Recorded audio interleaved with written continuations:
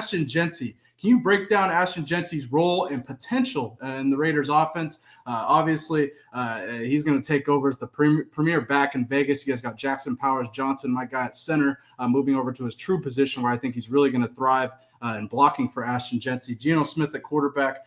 Do you think Ashton Jeanty has the potential to be like Marshawn Lynch in the Raiders offense as Marshawn was for Seattle back in the day?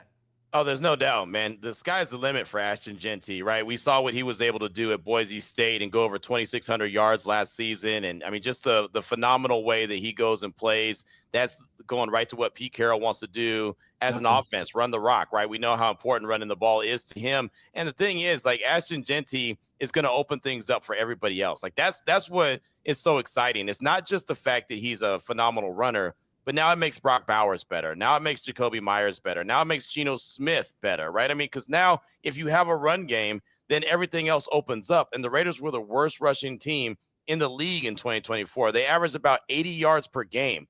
So Ashton Jeanty is, first of all, a threat. Everybody that knows when they're preparing for a game on Sundays, Mondays, Thursday, whatever it is, that defensive coordinator says, hey, we got to stop that dude. Got to make sure that guy, we don't let him beat us. And so then that gives an opportunity to, okay, someone else. Now Brock Bowers and the great year he had as a rookie, now it could be effective yards, effective catches, effective touchdowns, as opposed to just padding stats or picking up numbers because really they're already out of games and this, that, and the other. It just, Ashton Jeanty opens up everything for this team. And again, it gives kind of Geno Smith a way to settle into the game and not feel like it's all on him and his arm. Now he knows he can put it in the belly of this guy, Ashton Jeanty, who's ready to compete at all costs and runner up in the Heisman Trophy, award last season. And a lot of people would say that he should have won the Heisman Trophy, but whatever the case may be, I mean, you know what he brings to the table and he's excited. I got to talk to him in Green Bay before he got drafted. So I got to talk to him after he got drafted and he's ready to get to work. So I think everyone in Raider Nation, I know the Raiders are super excited that they landed Ashton Jeanty.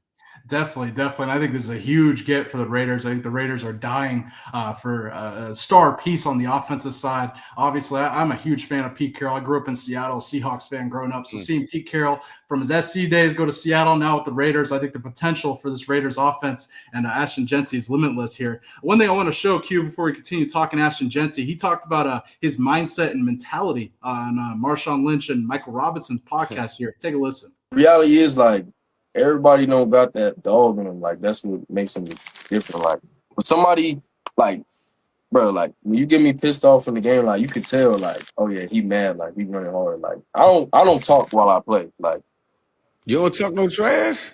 Nothing?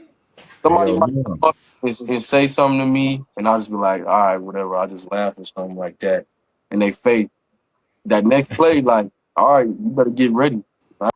If you had a chance to watch Boise State this last 2 years, you know what he just said is facts. Ashton Jeanty was the star of that team and put up impressive numbers. And Q, what are your thoughts on Ashton Jeanty's comments there on his mentality? We already know how much of a dog mentality he has, so to speak. What are your thoughts on his comments there and how he'll bring that mentality down to Vegas? I like it. I mean, he's going to let his play do the talking, right? I mean, he's not one of those guys that's doing a lot of chirping. He hears it and he reflects on it, right? And all the greats do, right? The greats have their way of channeling whatever they need to channel to go out there and put their best foot forward, whether it's they heard something, they got slighted, maybe someone does need to talk trash, and then they talk trash back. I mean, some people I've talked to people, even when I played basketball, it was like, hey, when I start talking trash, I know I'm on my A game because then, you're going to get the best out of me. But he says, hey, that's not my mentality. I don't need to talk. I hear it, and then you better get ready. And he's been described as a bowling ball, like that's got knives on him while he's running through you. Like, I mean, he's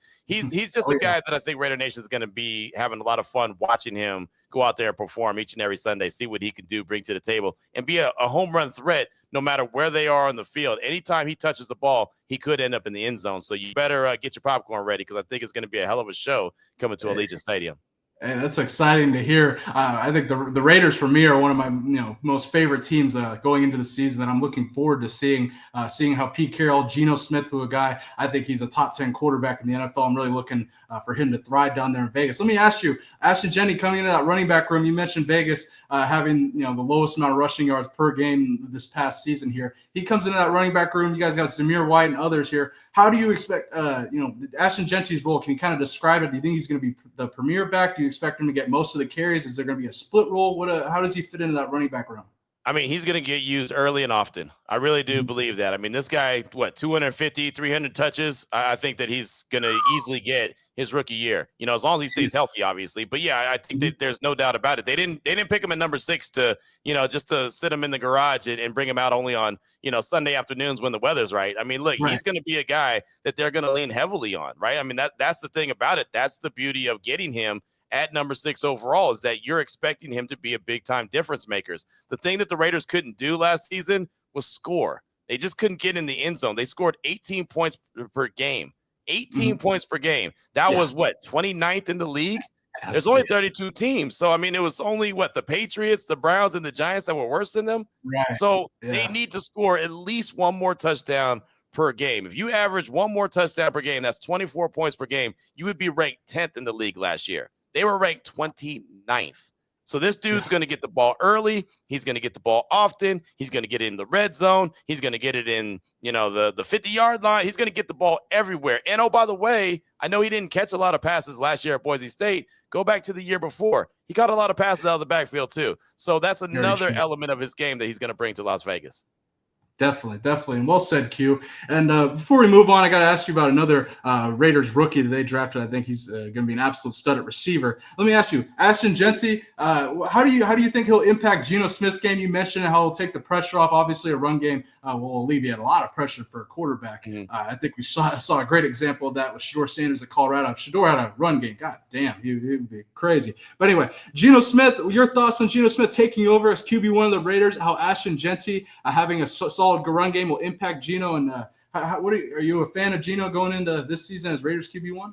Yeah, I think he's solid, right? I'm not going to try to lie to anyone and act like he's an elite quarterback. I wouldn't say that, but I mean, threw for over 4,300 yards last year, right? So, I mean, he's a guy that could be solid. He's a guy that is 35 years old in age, but he's not necessarily 35-year-old in wear and tear in the NFL because he hasn't had all those years of starting. He's got something to prove. He knows what Pete Carroll expects. Pete Carroll knows how to get the most out of Gino Smith. He's had the most success with Pete Carroll, so that's an opportunity for him. And then you look at what he's walking into. I mean, look, he's got Ashton Jeanty. We just talked about him, what his role could be in the running game. Brock Bowers was, if it wasn't for Jaden Daniels last year, he would have been Offensive Rookie of the Year. I mean, just the way that he was able to ball out with, like, basically you and me were throwing him passes. Like, I mean, he didn't have anyone consistently throwing him passes last year, and he still was able to ball out. They go in, they draft Jack Besh in the second round out of TCU, right? This guy's tough as nails. So I've been comparing him to like a Hines Ward type guy, or, a guy that'll go over the middle and do the dirty work. Look for a guy to hit. He's going to be I think a really good pass catcher. He's not going to be asked to be number 1. He's not even asked to be number 2. He's just going to be asked to play another role in blocking. This goes back to Ashton Jeanty. He loves to block. If you go back and watch what he did at TCU, he has no problem blocking. So that's going to help out Ashton Jeanty as well. They've got Jacoby Myers, who's one of the most underrated wide receivers in the league. He doesn't get talked about. He didn't drop a pass last year. His drop percentage, 0.0. You know what that means? He didn't put nothing on the ground. Right? I mean, so he's consistent. And then in the 4th round, they go out and get Thornton, the speedster out of Tennessee. This dude's 6'5" and runs a 4.3. What? Who does that? What lab did they create him in? 6'5" and runs a 4.3? That's DK Metcalf without all the super muscles, right? I mean, that's exactly what it is. So you can see how this offense is being put together. And the key that no one else is talking about, Chip Kelly's offensive coordinator. You get all these weapons, you get all these playmakers, and you let Chip Kelly go to work with them? Yeah, they have an opportunity to have a really good offense this year. Oh, I agree with you 100%. And the kid you guys got from Tennessee out here in Knoxville, stud. Yeah, I think he's an absolute stud.